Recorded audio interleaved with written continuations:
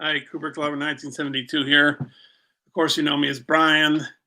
I was trying, I thought I'd come on, to do that garage band music, do some loops. And I don't think I was going to do more guitar or something, and maybe add some drums in, either loop drums or a drummer track or both. But I'll probably save that for another night because there's a more pressing issue taking place right now. Not a bad thing or anything. It's just what the title says, 50% off Criterion. So on Criterion's website, they have 50% off. So it finishes at noon tomorrow. I should check my email when I was at work today.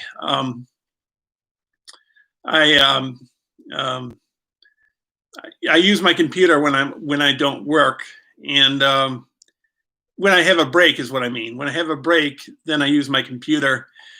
And I saw Cinema Dave Media, who has that's a YouTube channel, and he was talking about the 50% off Criterion sale today. So I looked at my email, and then I bought a few. I bought what did I buy?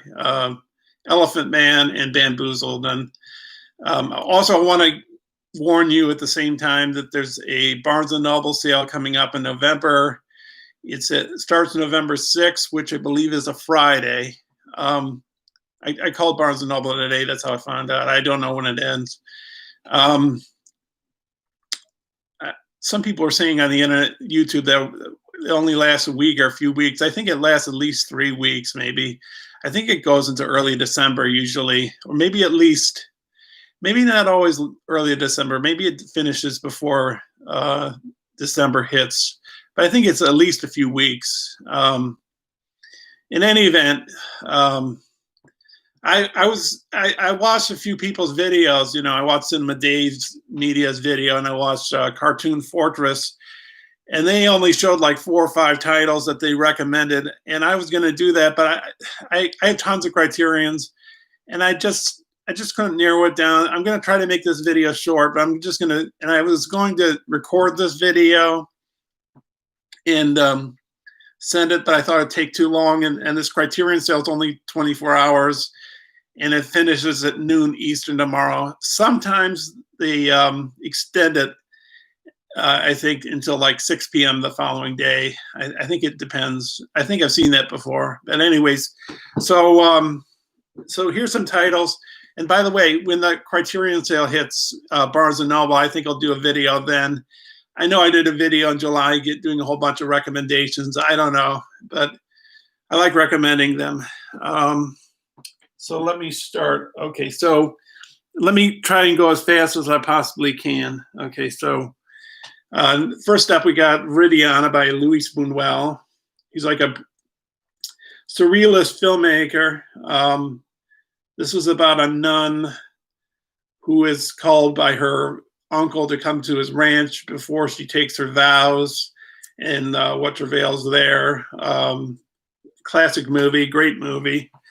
And then he made another great movie, Belle de Jour, Beauty of the Day, about a prostitute, played by Catherine Deneuve. Oh, and Viridiana is played by Sylvia Pinel, and the uncle's played by Fernando Rey, who was a Buñuel regular. So you got Belle de Jour there with Catherine Deneuve, and Michel Piccoli, I think he's in that. I think that's the character's name. I mean, the actor's name. Really good movie, Belle de Jour. Has a commentary on it. The Miramax one also has a commentary on it. I haven't listened to either, but here's something I think, gateway films. This would be one of them that a lot of people should own. Seven Samurai. This is some special features on it. It has a booklet. This is the DVD. You can get the Blu-ray if you want. But it has audio. It's got 2 audio commentaries. It's got It's got a 50-minute documentary about Seven Samurai. It's got a 2-hour conversation between Akira Kurosawa and Nagisa Oshima, and a documentary on samurai traditions and films that impacted Kurosawa's masterpiece, and a booklet. So this is one of those. This is one of those things you could buy during a sale like this, or Barnes and Noble, because this is a box set and it goes for more money. So I'm going to be showing a few box sets. So my personal favorite Kurosawa film, Throne of Blood. I think some of these Kurosawas, most of these Kurosawas have these things called Akira Kurosawa. It is wonderful to create which is a series about his making of various films he's done, and they're narrated in Japanese. I'm going to try to make this video fairly short. Hey, Teresa. So Ikiru, which means to live in Japanese, about a guy who has stomach cancer. Is it stomach cancer? Is it stomach cancer, I believe. He's got 6 months or less to live, and he wants to do something meaningful with his life, so his life has some sort of purpose. And I think it has, he has one of those documentaries on it, and a documentary, something on his later films. So, yeah. And I think it's got a commentary, yes, by Stephen Prince. This is a really good Kurosawa. Beautifully shot film, beautifully designed movie. Akira Kurosawa's dreams. And it also has like, how long is there's a commentary by Stephen Prince, and there's a making of, which is actually even longer than the movie itself. It's half an hour longer. The movie is like 2 hours. The documentary is like 2 hours and a half. You got an interview with the production manager, assistant director. And you got one called Kurosawa's Way, which features interviews with filmmakers like Bernardo Bertolucci, Alejandro Inarritu, Scorsese, Hayao Miyazaki, and others. So, yeah, that's pretty cool. Oh, Paul Schrader might be. I think Paul Schrader's in this. Maybe I can't remember if he's featured in the documentary material. This is Yojimbo, meaning bodyguard in Japanese, with Toshiro Mifune. It's a good movie. I don't know. It has a documentary on the making of the film and a commentary. So Kurosawa is a very entertaining director. Hidden Fortress, another film. This is partially what gave some of the story to the original movie Star Wars. The two, what are they? Peasants or whatever. They're the models for R2-D2 and C3PO. And the princess obviously is based on Princess Leia is based on this character. And then the bandit is based, of course, on the Han Solo is based on the bandit. So, another, what do we got here? Audio commentary, interview with filmmaker George Lucas about Kurosawa.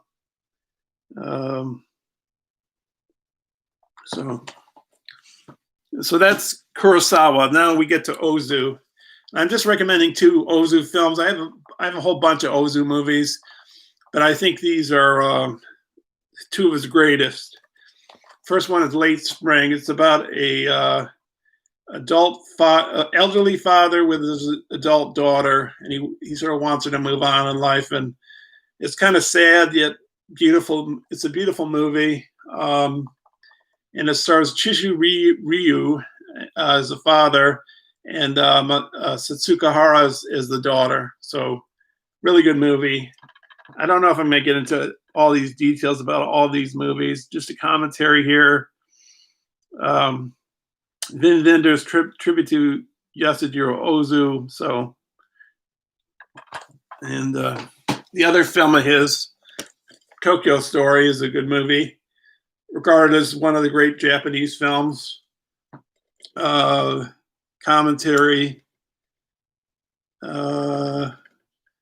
2-hour documentary about the life and career of Ozu, and featuring former assistant Shohei Imamura, critics Donald Ritchie and Tadao Sato, actors Chishiryu, Mariko Okada, Haruko Sugimura, and then Talking with Ozu, a 40-minute tribute to Ozu featuring reflections from directors Stanley Kwan, Aki Kaurismäki, Claire Denis, Lindsay Anderson, Paul Schrader, Wim Wenders, and Hao Schwen, or I don't know how to say that. So this is a really good movie.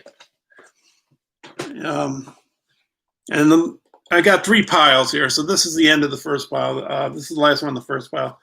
Now, I really highly recommend this, but the problem is this is the DVD, and I don't know if the Blu-ray, if Criterion is selling the Blu-ray with all the special features you get on the DVD box set. I'm not sure on that, but this I highly recommend if you want to buy a really good Criterion, because it's got, at least with the DVD, it's got 4 discs, and the first disc is the theatrical release. And it also has a commentary by Bertolucci.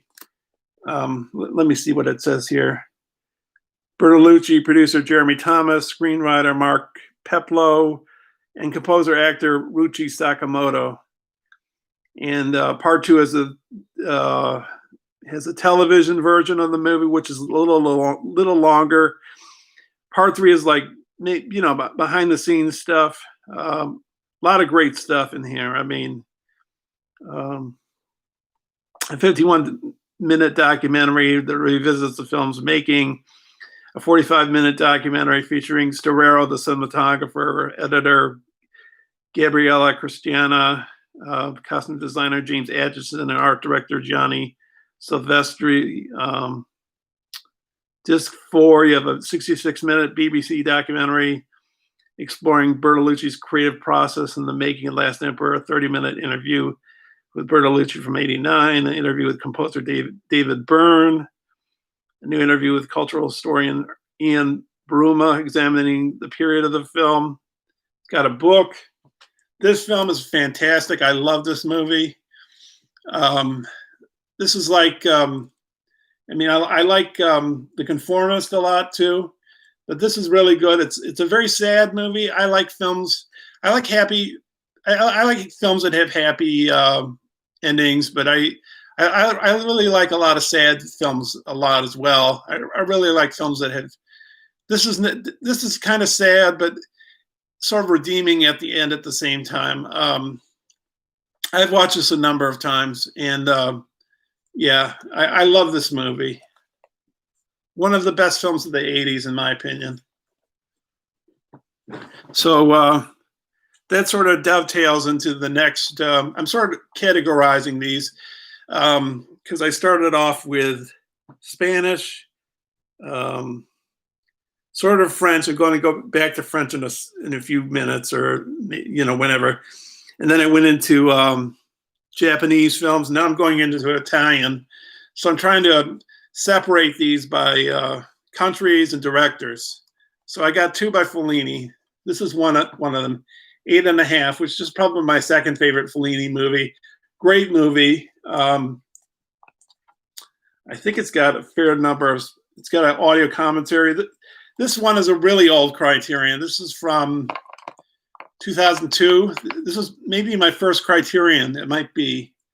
It's got a 48-minute documentary about Fellini and his films. Behind his music of the films. Interview with actress Sandra Milo, director Lino Wertmuller, whose career began on the set of 8.5. Cinematographer Vittorio Storaro, who discusses the revolutionary art of Gianni Di Vincenzo, who was a cinematographer on 8.5. Some rare photographs. But my personal Fellini film favorite. I love this movie too. I've watched this numerous times. La Dolce Vita, which means The Good Life.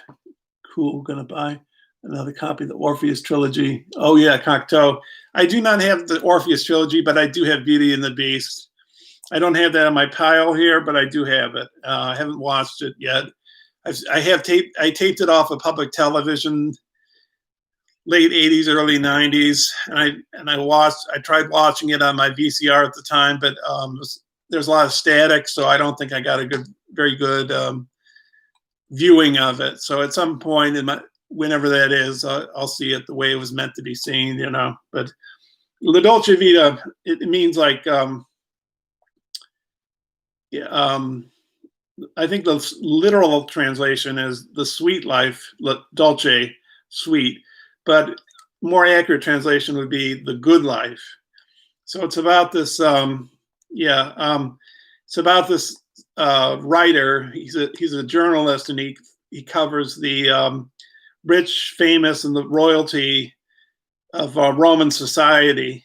But this is an incredible movie. It's got, you know, when Fellini, I think, started off with like a neorealist kind of approach to making his movies, but he was a little bit surreal at the same time, even in films like La Strada.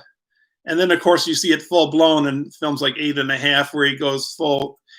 He hasn't gone there totally yet with La Dolce Vita, but there are elements of it in the film.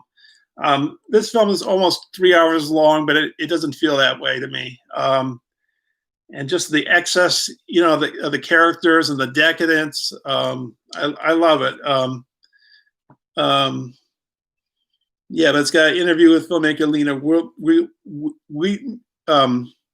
Wertmuller, who was an assistant director on the film, like 8½. Interview with scholar David Forgax about the period in Italian history when the film was made. New interview with Italian journalist Antonio Sarno. Interview with director Federico Fellini from '65. Audio interview with actor Marcello Mastroianni from the early 1960s. Felliniana, presentation of La Dolce Vita ephemera from the collection of Dan Young. And a new visual essay by filmmaker, I can't make out his name, Kogonada. There's a really good special feature on here. I can't seem to find it, but it's on here.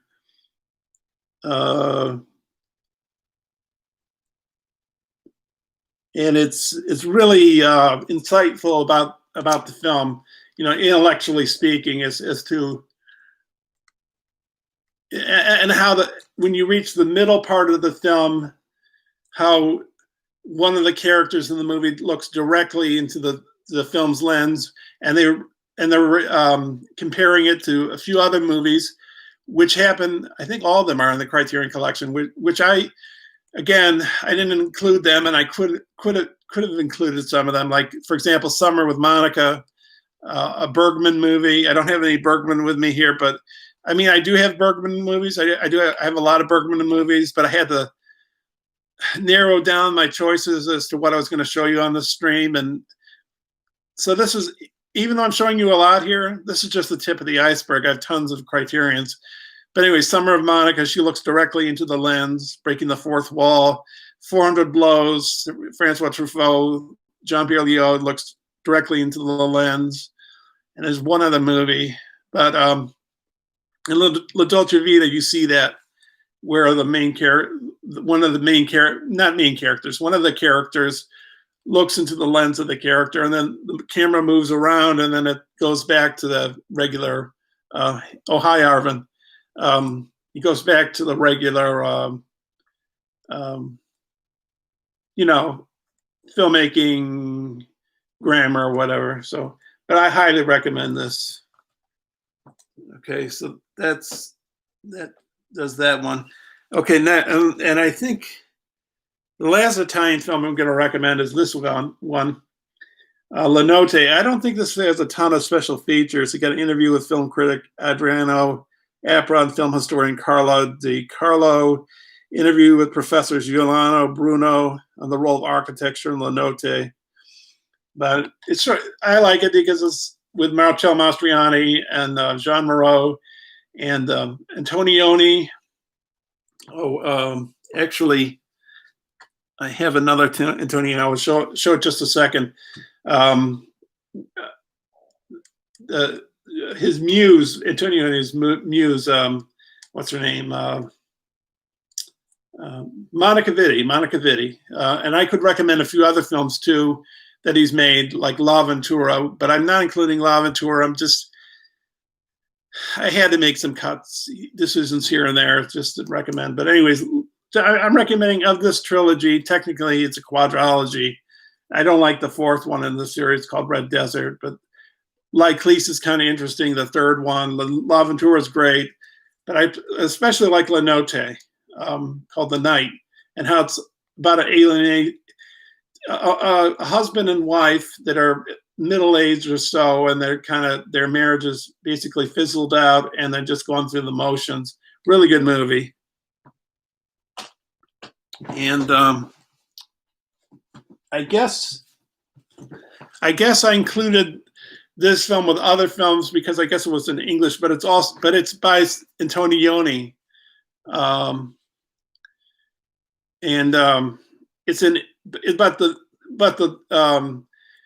the characters speak in English, and it was shot in England. And I think it was Antonioni's first film in English. And this is a great Criterion to own if you want to own a Criterion, because it's loaded with stuff. New pieces about director Michelangelo Antonioni's artistic approach, featuring photography curators Walter Moser and Philip Garner, and art historian David Allen Miller. Blow Up, a 2016 documentary on the making of the film. Conversation of 2016 between Garner and actor Vanessa Redgrave. Archival interviews with Antonioni and actors David Hemmings and Jane Birkin. Trailers, a book. If you want to like catch a glimpse of like 60s swinging London and all that, I mean, you got to have this. So this is fantastic. I know I haven't really opened up any of these, but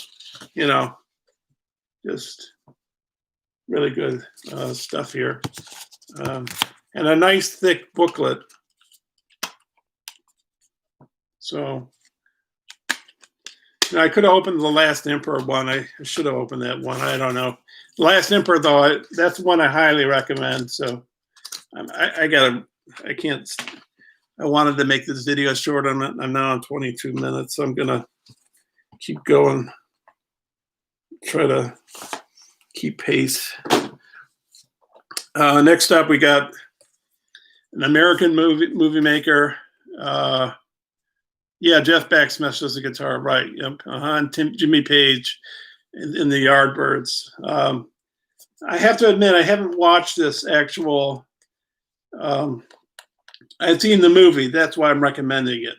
It's got 3 different cuts of the film, but I had a earlier version of this movie on another publisher's DVD. This is a Blu-ray. But this is a great movie, and the previous film, the previous edition that I had, some of the special features are on this edition as well, but there's more special features added on as well to this. So I highly recommend this one. This is probably maybe Night of Cut I include as well as my 2 favorite Terrence Malick films. Emmanuel Lubezki did the cinematography. He did the cinematography for The Revenant.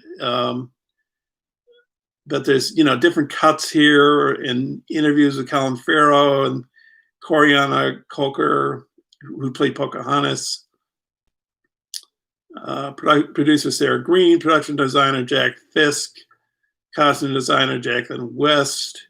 Documentary shot during the production of the film in 2004, directed and edited by Austin Jake Lynch.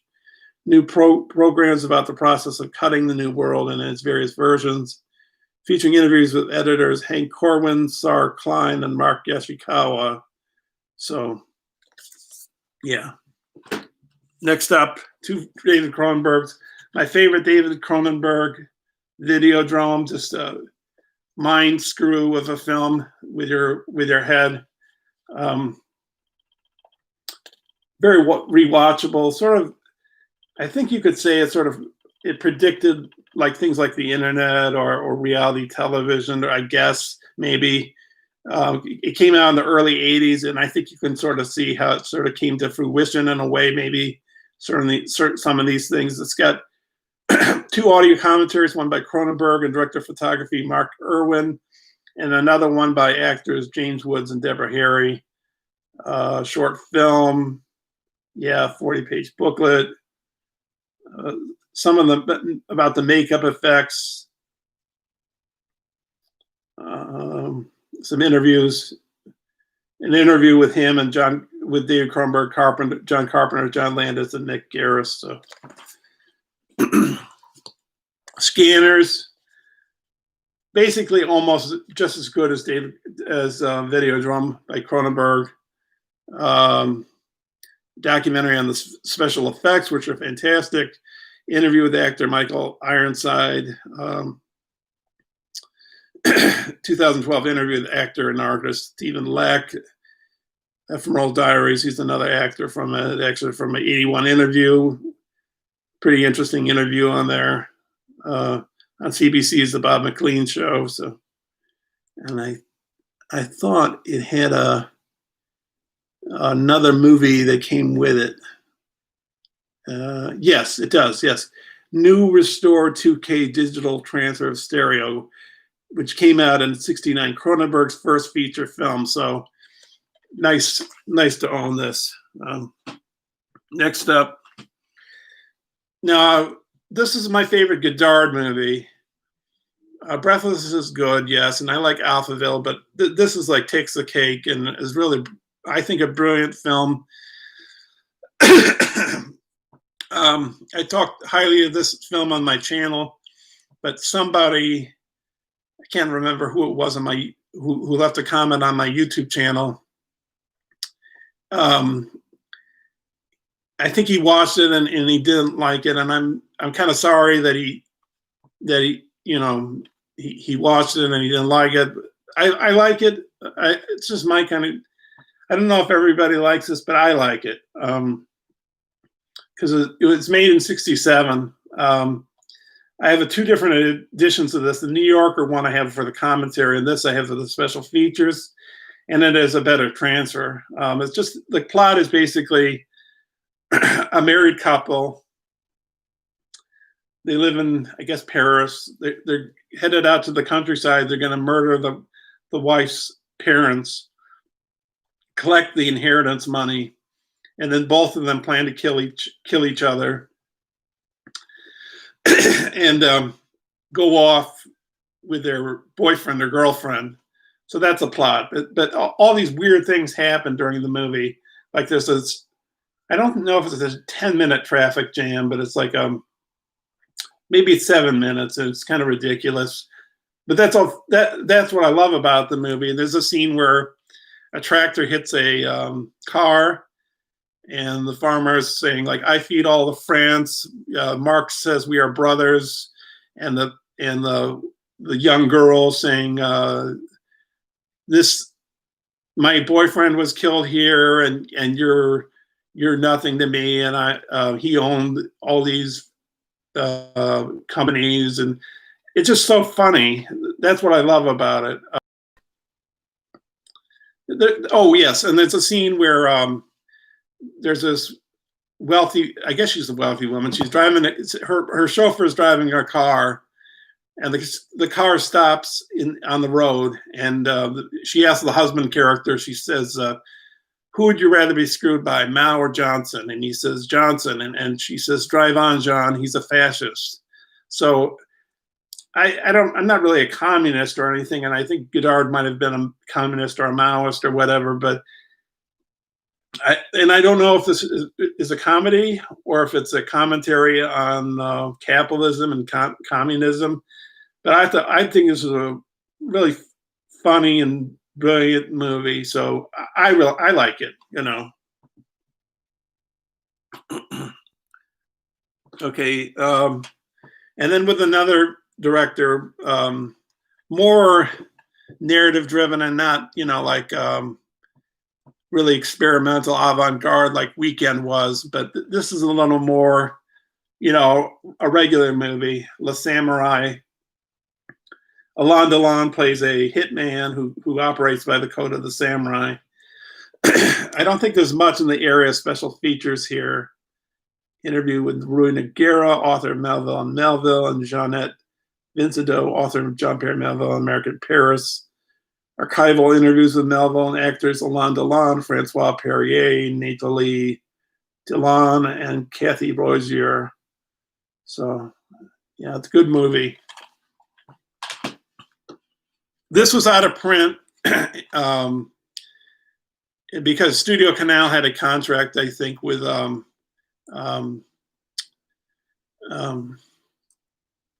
Criterion, and it only lasted for a while. Like Ron is one of those films by Kurosawa. The Third Man is another, but mostly it's French films because of the Studio Canal. So one of those films was Army of Shadows, and it was out of print for a while, but then they got another one on print. Oh, hi, Greg. How are you? They got a Blu-ray of this Army of Shadows in April of this year, I believe. Is there a flash sale? Yes, it's a flash sale right now. It's ending at noon tomorrow Eastern time.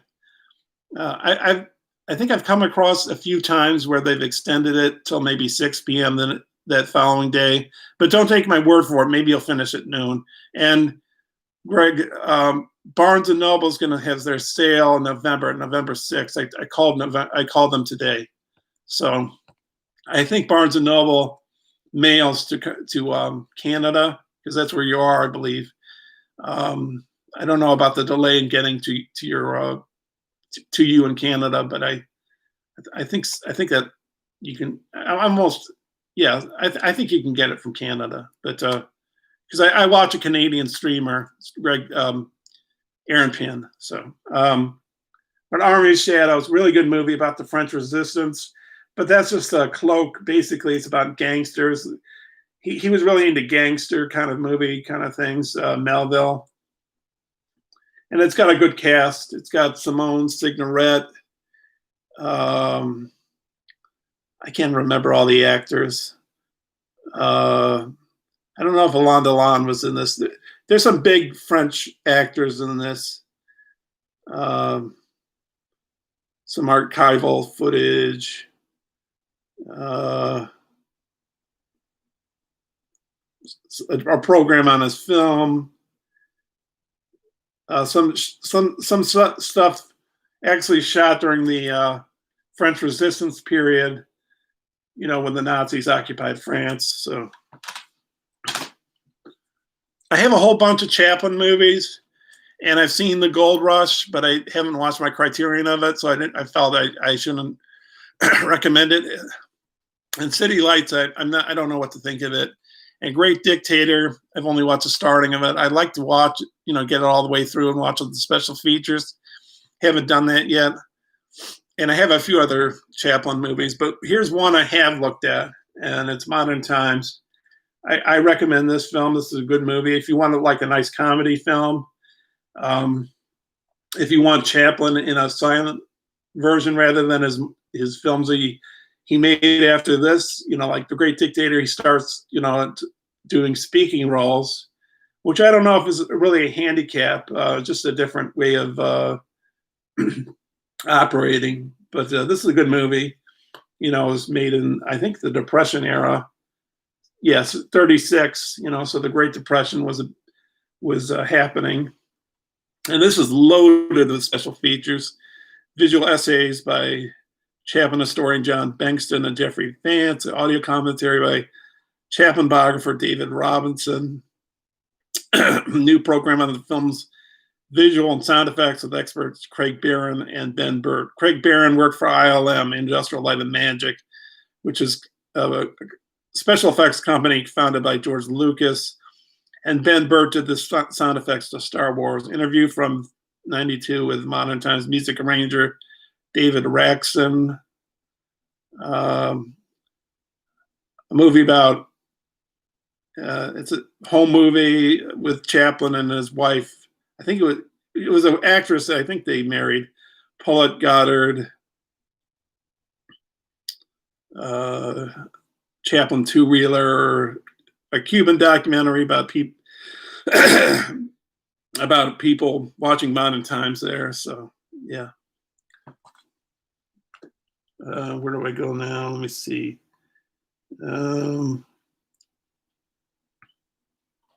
Okay. Okay, and then I'm trying to get through these fast, but man, they're taking me a long time. I can never make a decision. I have so many, even though I'm showing you a lot, I've got a ton more. So, anyways, I'm probably going to do this again when the Barnes and Noble sale happens. But anyways, Repulsion by Polanski, really good film. Catherine Deneuve, great performance. Audio commentary featuring Polanski and actress Catherine Deneuve, a documentary about the making of it with Polanski and producer Gene Gutowski and cinematographer Gilbert Taylor. And Gilbert Taylor is a big cinematographer. Maybe he did Star Wars and that's The New Hope. 64 television documentary on the set. So Polanski's Knife in the Water, one of the best debut films of a film director. And I think it's the last film I show. There's another great debut film of a film director, but this is a really good film. Maybe this is out of print by Criterion. I could be wrong. I could be wrong, but I bought this a while back. The problem with this, and I think the two David Lynch ones, the Criterions that I own, the problem with them, this has chapters, it has scene selections, but if you stop it and then you start playing it again, you have to start where the chapter mark starts right away. You can't, for instance, if you stop it at 15 minutes and 30 seconds, you come back, you turn it on again, it's going to start where the chapter 3 starts, which is 15 minutes, 4 seconds. So that's how it works. And it's got some student documentaries, I guess, not documentaries, student shorts that he did. So, but a brilliant movie. My favorite director, I got two just to show his, Barry Lyndon. This is chock full of special features, just loaded with special features here.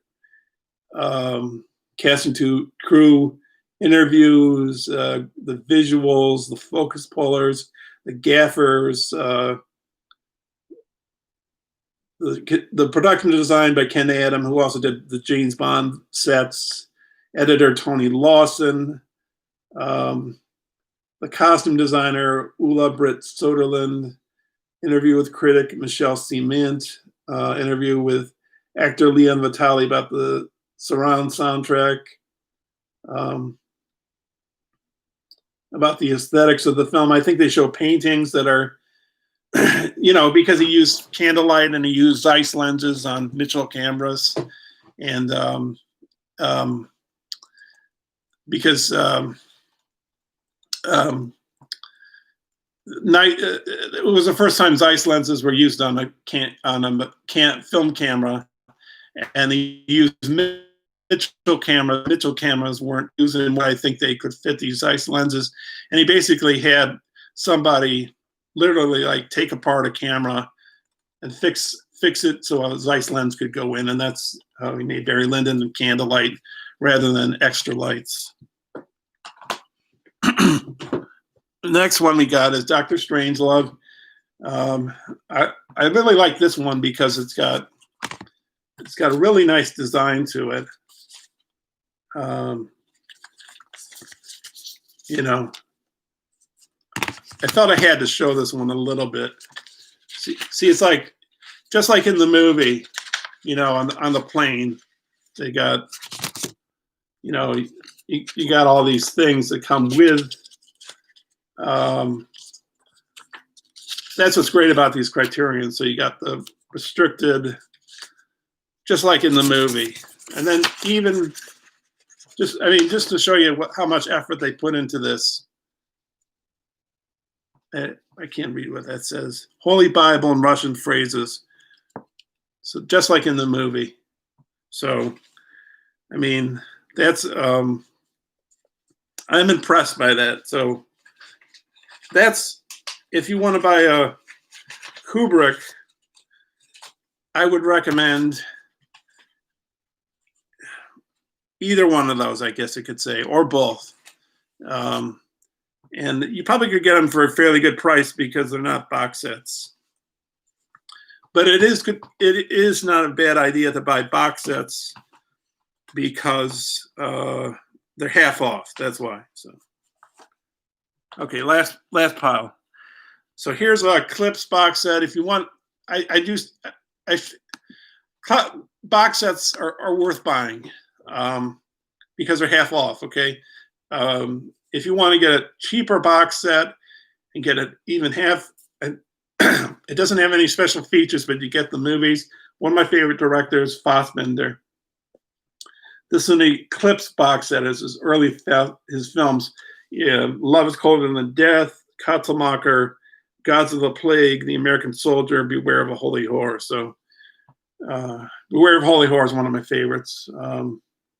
Favorite films, and then here's a really good film, one of my favorites too. Maybe it's my favorite, Fassbinder. One of my favorite films of all time. And the reason why it's in this case, I accidentally pulled I did this with Casino too.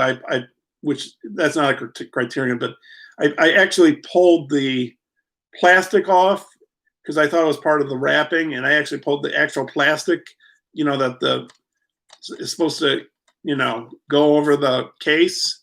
So I had to put this cover in another case. But it's A Bitter Tears of Petra von Kant. Really, really good movie. I love this movie. Only 6 actresses, 1 location, just a woman's bedroom, and lots of drama. And it keeps you captivated for approximately 2 hours. And if you want to buy another box set, here's a box set of Fassbinder's. I think this came out this year. This is an older Criterion, which had been on DVD and out of print, but now it's on Blu-ray. So it's a BRD trilogy. It's got The Marriage of Maria Braun, which I think may put Fassbinder into prominence in the international world. Veronica Voss and Lola, and lots of special features. I think audio commentaries. You got Michael Bauhaus on here. He became a Scorsese cinematographer after I think he worked. I can't remember if he worked with Fassbinder on. Maybe he didn't. Berlin Alexanderplatz. I can't remember. But he started with Scorsese on After Hours. But yeah, just lots of interviews with Hanna Shigula, who played Karin in Bitter Tears. Yeah, just lots of documentaries on here. So this is another thing you can buy. I'm getting towards the end now. Kieślowski, trying to think of his first name. Krzysztof Kieślowski, yes. Polish director, Blue, White, and Red. White is one of my favorite films of all time. This is a DVD edition. You can get the Blu-ray too. Blue is very good too, and Red's okay. But I mean, I'm not saying Red is bad, but compared to Blue and White, it's not quite as good. It's not bad. It's good, but White is really good. I love White. I love how it ends, and this is loaded with special features. Scene commentaries, interviews with the director and composer, and actors Julie Delpy, Aaron Jacob, and Zbigniew Zemachava. I can't pronounce it. It's Polish. And at Insdorf, essays by her about it. Tony Raines, Dennis Leem, full-length documentary about I don't know, Kieślowski documentary. His short movies about his life and work. Yeah, so really good. And I'm getting towards the end. I got 3 more movies and that's it.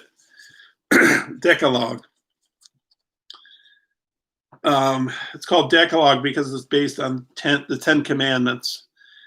And but Kieślowski was a guy that basically, even though he's putting maybe Christian ideas in his films, he doesn't want to be preachy and saying you should think this way.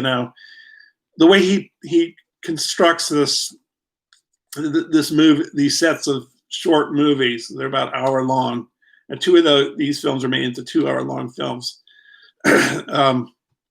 He puts the characters in this apartment complex, and they intersect with each other, and it just shows like the things that can go wrong with people. Things just ethical dilemmas that people get into that are not easy to solve. But he's not preaching and he's not condemning people, the characters. So really good movies. And the last director, last 2 films, David Lynch, Mulholland Drive. This is one of those films you got to watch more than once to know what's going on. I should have water. I should be drinking some water, but I'm almost done here. So this is one of those films you got to watch over and over again. I haven't watched the special features, interviews with Lynch and Deming. I can't remember who that is. Actors Naomi Watts, Justin Theroux, and Laura Haring. Composer Angela Badalamenti. Production designer Jack Fisk. Of course, he did the production design for The New World and other films. Casting director Joanna Ray. On-set footage. So, deleted scenes. Yeah, this is a really good movie. And this is it. Here's the last one. Eraserhead. Along with Knife in the Water, one of the best debut films of a film director by David Lynch. It's basically a nightmare. I think it has somewhat of a plot, maybe. I don't know.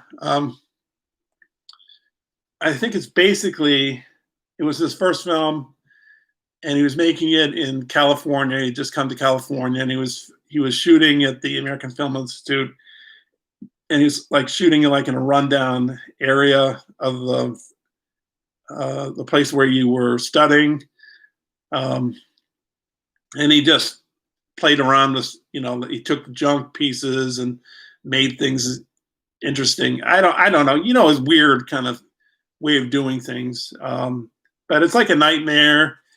Oh, and what I was going to say is his character, he becomes a father of a baby, but the baby kind of looks weird. And I think people have said that the theory behind that is he was about to have a child, or he just had a child or whatever. And it was his fears of becoming a father. That's what really this film is about. But also there's another theory. People, I've asked David Lynch, what is this film about? And he says there's a line in the Bible that explains the film, but he tells people he doesn't know what that line is. He knows what it is, I think, but what he won't tell anybody what the line is. I guess it's Google it, I guess, because I don't know if I'm explaining it the right way. Let me see. It's got a documentary on the film. It's got some short films. I had these short films before I had this version in another edition, and the interviews with the actors Charlotte Stewart and Judith Roberts, assistant to the director Catherine Coulson, and cinematographer Frederick Elms, archival interviews with Lynch and members of the cast and crew. Some of this is carried over from short films disc that he did in a interview he did on the original Racerhead disc. Hey, Paul, I'm just about to wrap it up, Paul. So if you want to watch this, just don't feel obligated. But if you want to do it, you can go back and watch this. But I'm not saying you should. You don't have to. This is in response, Paul, to Criterion right now. Their website is having a 50% off sale. I'm sort of calling in at the 11th hour in a way because it's 9:38 p.m. right now, Tuesday, and it will finish at 12 p.m. Eastern Standard Time. So I think sometimes they extend it into 6 p.m. usually. Sometimes I think I've noticed that. But also I want to mention to everybody that Barnes & Noble will have a sale because I called them today. November 6th is when it starts, and I don't know when it ends. But just be on the lookout. I was amazed that they tell me. I don't know. I guess I was amazed, but I'm going on. My throat is getting really. I gotta drink something because I've been talking nonstop here. So I thank you all for watching. I was going to do music today, but I'm because of the sale, and this is just the tip of the iceberg. What I've shown you. There's many other Criterions that I own. There's even Criterions I own that I haven't watched.